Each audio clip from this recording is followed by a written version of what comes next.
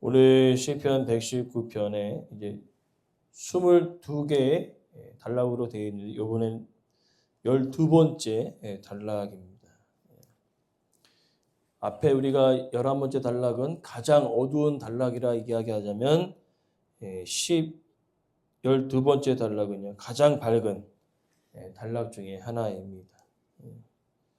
그래서 하나님께서 시인을 살리게 하시고 거친 파도에 휩쓸려 가지 않게 하시고 그의 삶을 붙드시는 하나님 되심을 그가 생각하면서 묵상하며 또 기도하는 내용들로 이루어지고 있습니다.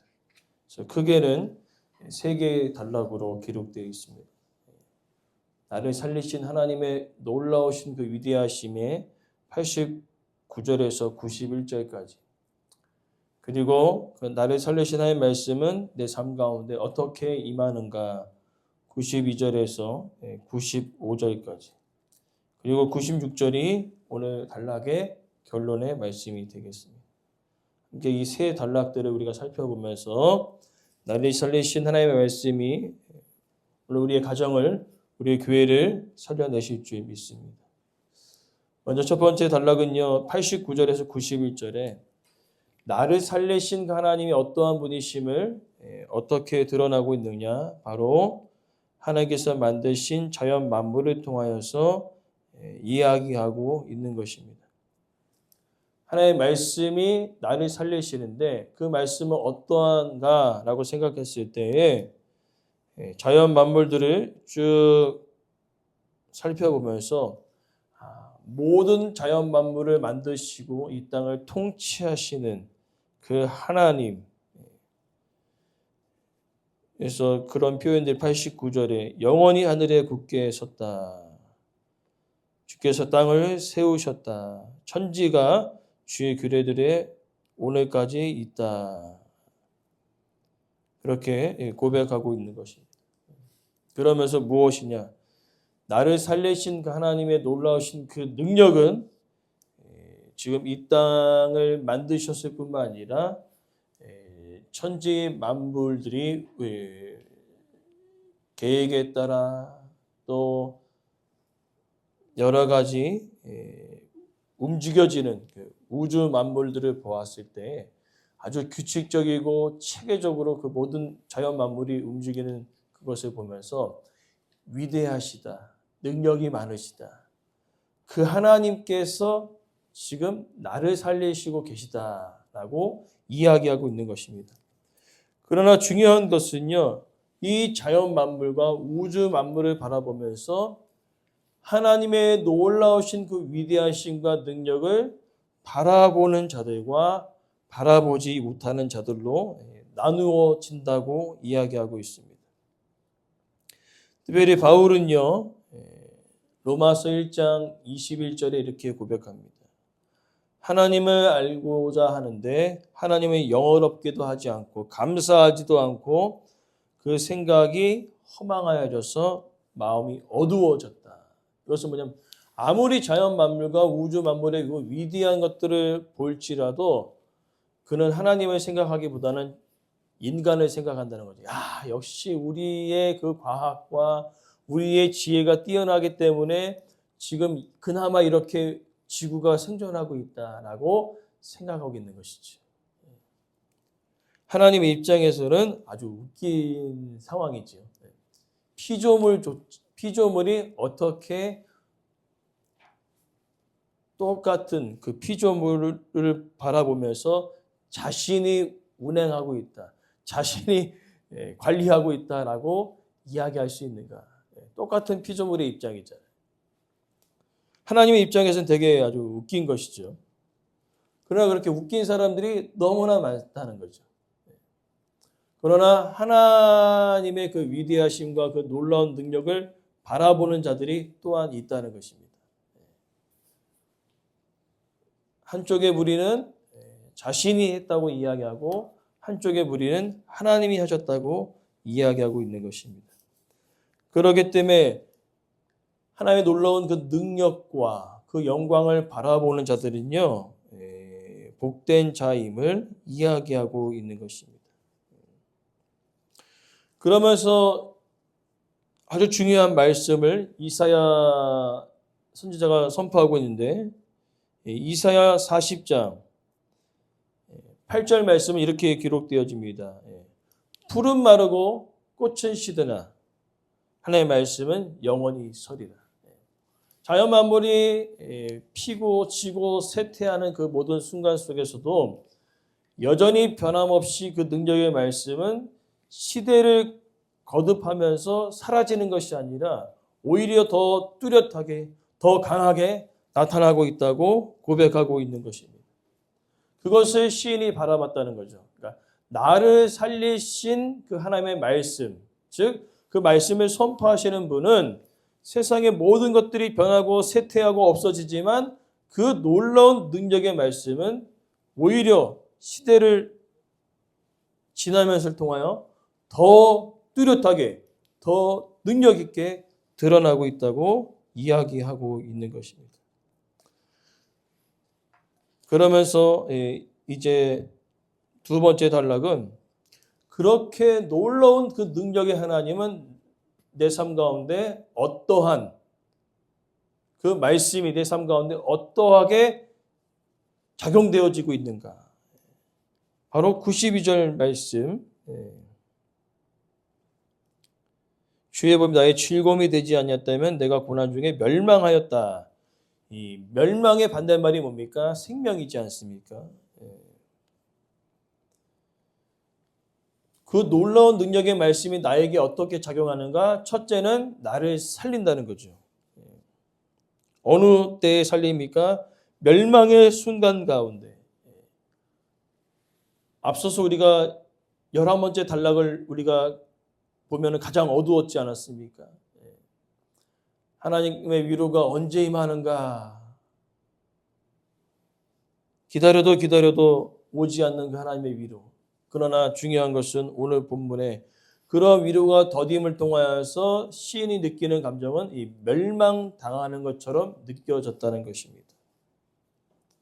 그래서 이야기하죠. 92절에 하나님의 말씀이 즐거움이 되지 않아였다면, 즉 내가 이렇게 멸망의 순간 속에서도 그 능력의 하나님의 말씀을 바라봤잖아요. 역시 하나님의 말씀은 천지를 운행하시고 시대를 거듭하면서 더 뚜렷하게 더 능력 있게 나타나기 때문에 그 말씀을 내가 붙들지 않았다면 나는 없어질 인생일 수밖에 없다라고 고백하고 있는 겁니다. 71절의 내용이 그대로 우리가 적용되어진 거예요. 고난당한 것이 유익이 되었다. 그러니까 점점 어려운 가운데 있지만은 더 뚜렷하게 보이는 거니까 가장 어두울 때 빛이 비치면 엄청나게 밝은 것처럼 가장 어두울 때 하나님의 말씀의 능력이 더 강력하게 나타난다는 것을 시인은 알았다는 거예요. 그래서 나를 살리신 하나님의 말씀이다 라고 이야기하고 있는 것입니다. 그럼 나를 살리실 뿐으로 끝나는 것인가? 하나님의 말씀은 아니라는 거죠. 이어지는 내용 93절에 나를 또 회복시키신다는 겁니다. 지금 멸망과 같은 그런 어려움 가운데 가장 시인에게 필요했던 것은요, 회복이에요. 너무 완전히 삶이 영, 육 간에 완전히 바닥을 치고 있지 않습니까? 그 상황 가운데 하나님의 말씀이 그 심령 안에 역사하심을 통하여 영, 육 간에 그가 회복되어지는 것을 볼 수 있는 것입니다. 그래서 이렇게 고백합니다. 주께서 이것들 때문에 나를 살게 하셨다. 여기 살게 하셨다는 그 의미는 앞서서 살린다는 그 의미가 아니라 회복한다는 의미를 가지고 있습니다. 지금 앞에서 이 멸망과도 같은 정말 위로가 없는 그 상황 가운데 이제는 그 상황이 아니라 회복의 은혜가 다시 새롭게 시작되고 있음을 고백하고 있는 겁니다. 그래서 나는 주의 법도, 즉 말씀을 내가 잊지 않겠다고 고백하고 있는 것이지. 하나님의 말씀을 끝까지 붙들고 나가는 그 시인에게 하나님은 영육간의 회복의 은혜를 베풀어 주셨던 것처럼 오늘 우리의 삶도 마찬가지입니다.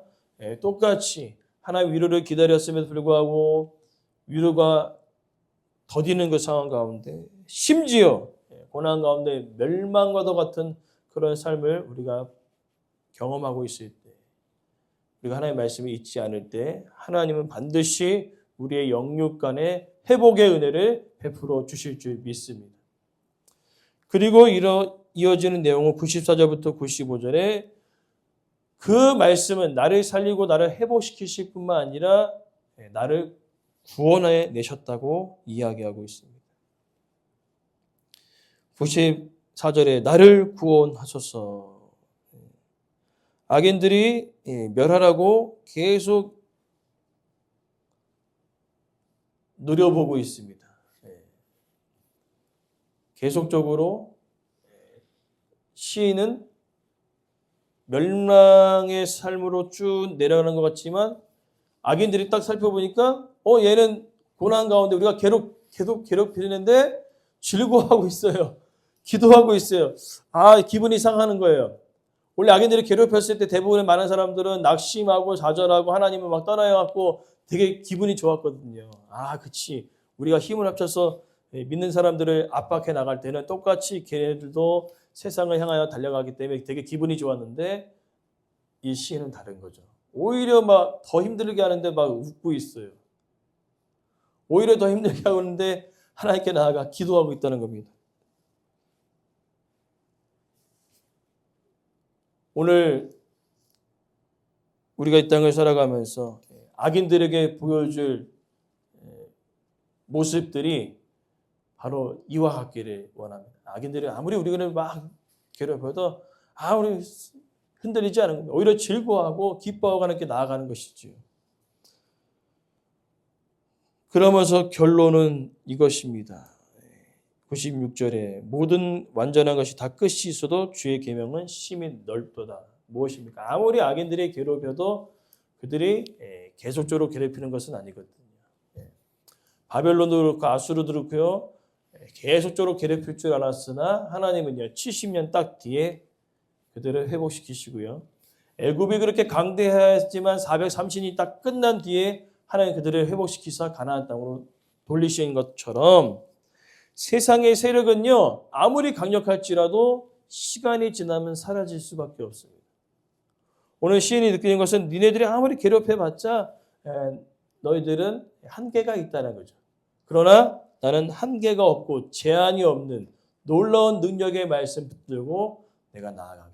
아무리 너희들이 떠들도 되고 너희들 나라를 무너뜨리려 할지라도 나는 완전 하나님의 말씀, 영원 하나님의 말씀, 시대를 거슬러서 그죠? 시대가 변해도 오히려 더 뚜렷하게 더 능력 있게 나타나는 나를 살리시고 나를 회복시키시는 나를 구원하신 그 완전하신 하나님의 말씀을 붙들고 살겠다라고 악인들에게 담대하게 선포하고 있는 것이죠.